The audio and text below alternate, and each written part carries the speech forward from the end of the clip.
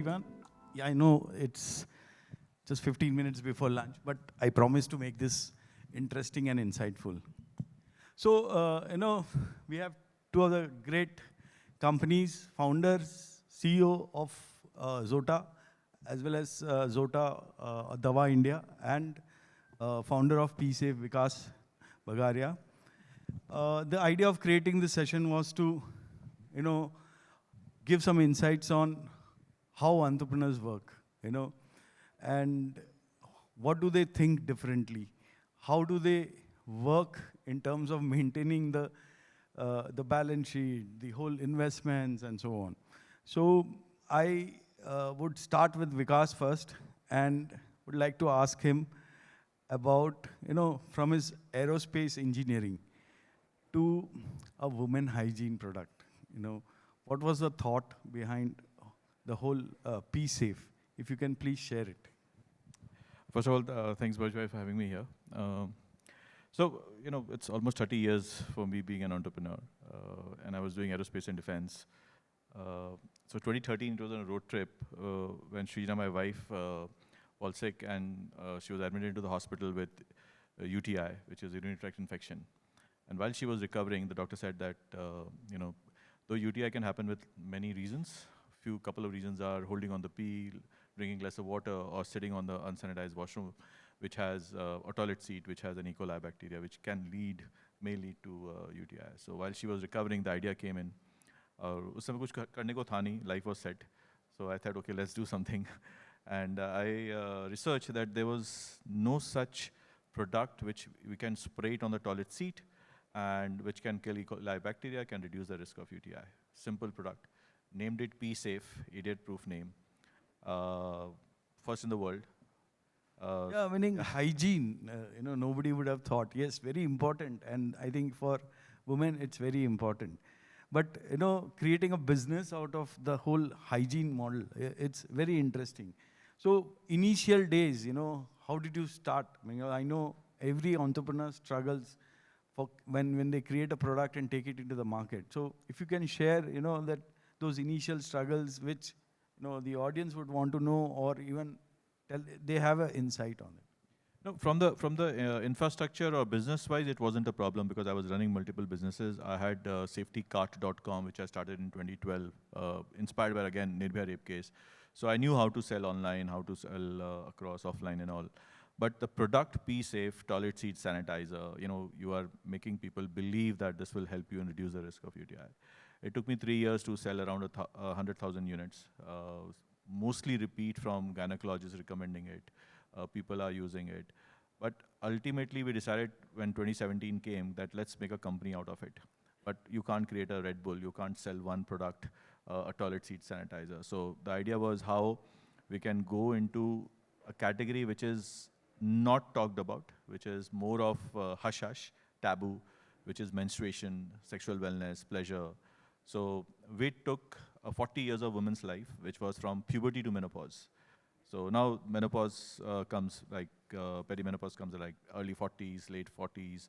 But puberty is coming as low as 9 years, 10 years. So 40 years of women's life, what you can do. We were already doing toilet hygiene. We went into menstrual hygiene. Then very recently into grooming, which is also one kind of instant grooming. And then, of course, sexual wellness and pleasure. And under menstrual hygiene, we went after non-pad category. Because when we entered in 2017, the feminine hygiene was very, very nascent. It was like 3,000 crores. Penetration was around 17%. Unfortunately, over so many years, the penetration is only 27% as in commercial sales. Government do another 13% distribution. The market is around 8,000, almost $1 billion now. But our non-pad category was 0.5% when we entered. 99% was pads. Now the non-pad is almost around 6%. That's phenomenal. Yeah, and we are the largest in that. So we went up. And the challenges was a man doing a feminine hygiene. That was the biggest challenge I had. I was never called into a room full of women if we talk about menstruation. So I learned the hard way, did an internship with a gynecologist friend of mine, understand, though a man can never know what women want, but I do know a little bit. So we successfully created a good 30 odd products, yeah. Great. Coming to you, Dr. Paul, you've been running the business of Zota as a group CEO and Davaindia. What is the whole concept behind creating this, the Davaindia as a brand? And if you can share the journey of Davaindia and how do you look at Davaindia touching every customer base in the next 2-3 years? So to all my audience, I want you to step back and think. If you go to a place like Maddur, Chennapatna, Bidadi, or a little deeper, you'll understand, and if you can see people there, you'll see that people really cannot afford expensive branded medicines. And that is not only for Karnataka, that I'm speaking out in Bangalore now, hence I'm giving references of these towns. If you go across the length and breadth of India, this is the reality. For all of you who may be able to afford good dress, food, etc., and who may be sitting in this air-conditioned room, may not understand what exactly I'm saying, but I understand and speak because we work in the interiors of West Bengal, Orissa, Bihar, Jharkhand, Rajasthan, and see what is happening there. If you see India at large, you'll see that there are a huge population of diabetic patients and undiagnosed diabetes, which is a pre-diabetic situation, along with a large cross-section of cardiac patients, a lot of geriatric patients, nephro, gastro, peds, obs-gynae. Where can people afford the expensive branded medicines? If someone has chronic disease like diabetes, easily their medicine bills go up to 6,000 to 7,000 rupees per month. Now, someone who gets a salary of 30,000, 40,000 rupees, please don't equate with your salary. Your salary is maybe more than 50,000, 60,000 rupees. Don't equate that. That's not India. If someone gets a salary of 30,000, 40,000 rupees, he have to run his family, he have to give the rent for the house, he have to buy groceries, he have to give the children school fees. From where can he spend that 5,000, 6,000 rupees? So there is where Davaindia comes into action. There is where we ensure that we offer very high quality generic medicines at affordable price. Now see, when you have this kind of vision that you lay down, where a vision would operate with a business sense, a vision that would be the foundation to build a better healthcare ecosystem at large for a country. And that would also be a rational business sense in terms of driving the entire ecosystem fuel of healthcare. There is where you are building an ecosystem that would not only be sustainable, but that would also be expandable. As I speak, we have more than 1,000 company-owned stores across the country. We have more than 1,900 total network across the country. These are very big numbers. We open one store every 24 hours in the country because that's the need for the country. So when you operate on this kind of dimensions of business, and mind you, opening a pharmacy is very complex. It's not like, you just get a trade license or similar and you can open a pharmacy. It doesn't happen like that. You have to have drug license, you have to have pharmacists, etc., etc., etc.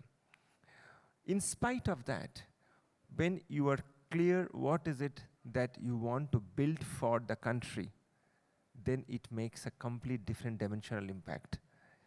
And that's what me and my team in Davaindia is doing daily, day in, day out. That's where I said, we open one store every 24 hours in the country. And that's what Davaindia, building a better India for all of us towards contributing a sustainable ecosystem for healthcare and growth.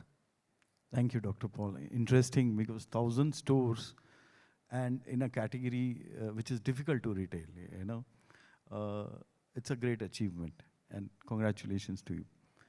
Coming back to you, Vikas, you know, D2C.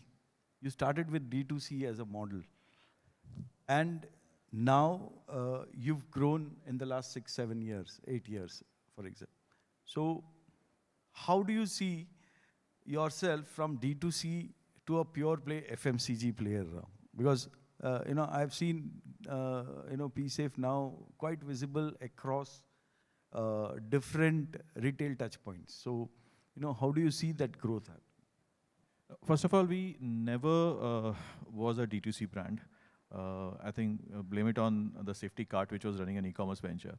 D2C is one of a channel for us. But when there was a you know, tailwind, when everyone was saying go D2C, D2C, D2C, we were started burning money on that. And we realized in 22 that with an AOV of 200, 250 rupees, you really can't make business out of D2C. And since I had an experience of distribution, marketing, offline, so we thought let's present where the consumers are. Because I always say that the next Unilever will be built not on distribution, but where your consumers are. So we started focusing on where my consumers are. So my website became, so by the way, our D2C is less than 5%, right? So my website became a more of a window shopping or you know, discovering the product. And they end up buying in e-commerce. The repeat happens on quick commerce. And so one third of our business are e-commerce and quick commerce. We are present in almost around 3,500 dark stores across India. On the retail side, we are present in 100 cities, 45,000 retail outposts, and especially at railway stations. So it's become a pure FMCG model now. Absolutely FMCG. Great, great. Meaning 3,500 touch points. On the dark store side, but 45,000 on the retail outlets. Great. Thank you so much. Dr. Paul, how do you see, you know, when you scale up to 1,000 stores, you know, and like you're saying, every day we open one store. What's been the challenges in terms of, you know, looking at the right TG or the audience, and how do you decide? Because, you know, we see the conventional medicine shops already there in almost every locality. So how do you try to differentiate Davaindia with those, you know, shops, medicine shops, the mom and pop medicine shops? First of all, I'll speak about the challenges that are there. See, to open this kind of large numbers towards ensuring that, you know, you are well present across east, west, north, and south of the country, the biggest thing is that you have to have the right manpower and train them well. Because these have to be pharmacists and they have to do the right kind of dispensing, etc., right? So that's a very, very big thing that goes through. Now, more than that, see, when you open one store every 24 hours in the country, what does it mean, you know? You have to have that amount of supercharged manpower with you at your back end who would be willing to work without seeing the clock. Now, you know, unfortunately, when I see in today's youngsters, I see a lot of I hear people talk about 8 hours working, 10 hours working, 12 hours working. At least for us, that doesn't happen like that. Our core team that operates, they operate on an average of 16 hours a day. And without even telling them, even if I tell them to work for 8 hours, they would still go ahead and clock 16 to 18 hours. Now, when you are willing to put that amount of effort, only then you can build a genuine business scalability. Now, when you do that, then this kind of outcome emulsifies. Now, of course, you have a lot of mom and pop stores, etc. But if you go to any of the Davaindia store, you will see that 99% of our products are private label. What does it mean? It means that there is a huge assurance of very high quality. That only then it can happen, because these are all medicines, health and wellness products. So there is where the differentiation happens in terms of ensuring at a store level there is high-end quality that has been assured. There's a series of quality checks, etc., and it have to come from the right manufacturing units, definitely. and at the back end for the management office to ensure that you have that team who is there to build India at large. These are like commandos. Trust us. Every core member in our team is like a Jawan of Indian Army. They just feel that, it's like, they will work to build a better India. And only then you can build this kind of portfolio business. Otherwise, it's not possible. Thank you. I think, training is one important aspect when you have to scale up at such large number. Creating that right experience when the customer walks in is second thing which is very important when you look at expanding in a retail footprint. Because I think one question which I think everyone would want to know is, you've grown to almost, I think 200 plus crores in this 5 years. Where do you see in the next 2-3 years? Because you are in a category which is limited. So do you think you will increase the product categories in that domain, or you will try to scale the distribution model more bigger? No, first, definitely distribution model will definitely help. But if we talk about the category, it's almost around 8,500 crores, wherein it's a duopoly between J&J and Whisper on the sanitary pads, which is around 92-93%. The rest is non-pad category where we play in. But see, the penetration is almost 27%.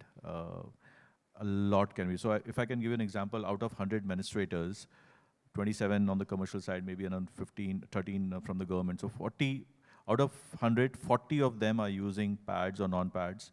The others are using sawdust, banana leaves, ashes, newspapers. Now this is the type of opportunity we are having in India.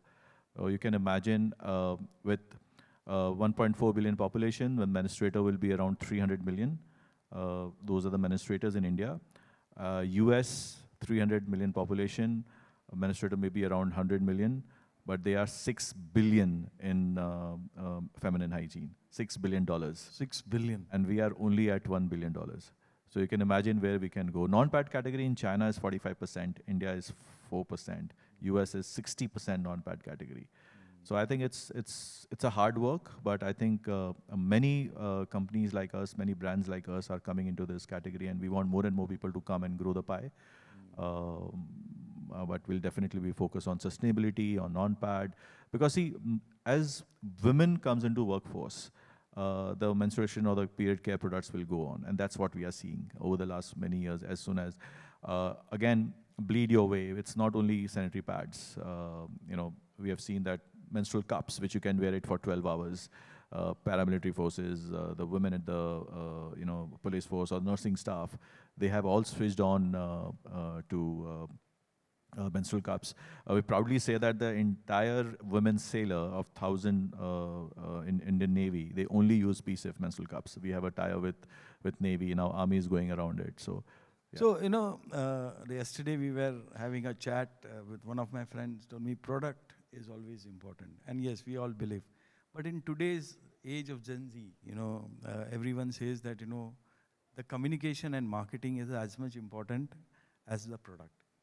And in your domain, it's a very difficult, domain or segment or category where, marketing needs to be done in a very subtle way to ensure that the emotions are not very thing. How do you think, No, rightly said. We are in a domain which is hush-hush, which is taboo, but there is always a thin line between erotic and, sorry, I'm using the word. So what happened is that if as a brand, you talk about what is good for you, but don't force them to buy that product. So that is how the first communication we did was bleed your way.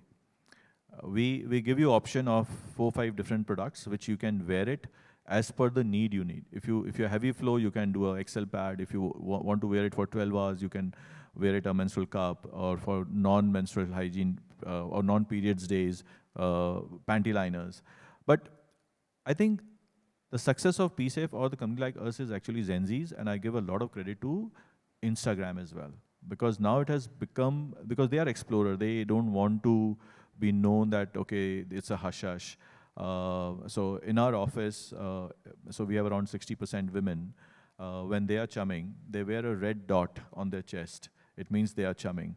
We as a company, we don't believe in a period holiday because that's take away your equality, right? So many things we do, and we walk the talk in our office. Every man has to know about what does 28/5 means, or the World Menstruation Day means. I'm sure very few people will know about the World Menstruation Day is 28th of May, which is 28 days of cycles, 5 days of periods. So all these things, we have been talking about it. We have won a lot of awards on a global platform as well on our bold campaigns. So the word was sensual, so erotic and sensual. So thin line between erotic and sensual, and we always put sensual first. And we said it's good to talk about periods. It's good to know when your partner is on periods. It's good to know that your mother is on period or your sister is on periods, because even Supreme Court has come out and made an announcement that menstruation is not a disease. It's where the women are the most healthiest when they are menstruating. Yeah, with the right products now in the market, women are more safe, I would always say. Dr. Paul, you mentioned you're at 100,000 plus stores now. What's your vision in the next 2-3 years? Where do you see yourself, in terms of your growth? And how's been your e-commerce? If you planned e-commerce, what's been your e-commerce journey? So yes, we are at 1,000 plus company-owned, company-operated stores as I speak at this point of time. And we are at 1,900 plus stores put together. That's company-owned, company-operated, and franchisee-owned, franchise-operated. So close to 1,900 numbers. We envision that in the next 1 month, we will touch 2,000 stores in the country. That's what we will do, because that's exactly what the plan of actions are. So you can really understand the kind of forecasted numbers. And if I'm speaking, definitely I'm speaking with sense of the number of 2,000 that we will see in the next 1 month time. But the road ahead for us is much deeper. We want to ensure that in every pin code of India, high quality Davaindia generic medicines are available through either offline or online. We already have a B2C platform. You can just go to iOS or Android and can download the Davaindia mobile app. And it's very simple. So we have a 60-minute deliveries, so on and so forth. But the objective is not of the ticket size or the ABVs. The objective is that every pin code, once you are there to deliver the medicines or the health and wellness products, there is where you touch urban and rural India at large. There is where it also makes the equitable sense towards building a true enterprise model that would build a better Bharat for all of us. So the roadmap for us is that we want to ensure that in every pin code we are present, so that when we speak in the villages, people, the young girls, they see advertisements of, say, body butter or serum or a good shampoo, but they can't afford it. It's all in the dreams, and I'm telling you a hardcore reality, because I have been working there. I can see that. Now, what if a company comes up and says, "Don't worry, we are there for you." That's what we are doing. So a great shampoo, which you can purchase at some 500 rupees that you see on television, if I can give you a great shampoo at 99 rupees, at 100 rupees, at 50 rupees, that is the game changer that India needs. Truly, you know what? India does not need big jargons. I was walking through, I was seeing all these things. India needs basics at this point of time. And once we fulfill these basics, only then we can get into that India that we are envisioning. India is not what you just go around and see. People cannot afford leather chappals. That's what is there. So the vision for Davaindia is that we will ensure that we have all the relevant molecules, all the relevant products that are there. We already have 2,000 SKUs. So that there is no one who says that, hey, you know, I cannot afford this and I can't have it. Thank you. I think we are short of time, and it was pleasure to host both of you. The healthcare giants, I would say. You know, one side, the largest retailing network, and the other side, somebody who's created a category which is going to be, I think, in the next 2-3 years, I would see a lot of players coming and competing. I don't know, there might be some. A lot of, sir, and we want more competition. Yeah, meaning that's how you create a category. When you compete, you create a category. Thank you so much, Vikas, and thank you so much, Dr. Paul. It was nice, and thank you very much. Sorry for holding you all before the lunch, but it was a great session. Thank you. Thank you once again, and we'd like to felicitate both of our speakers.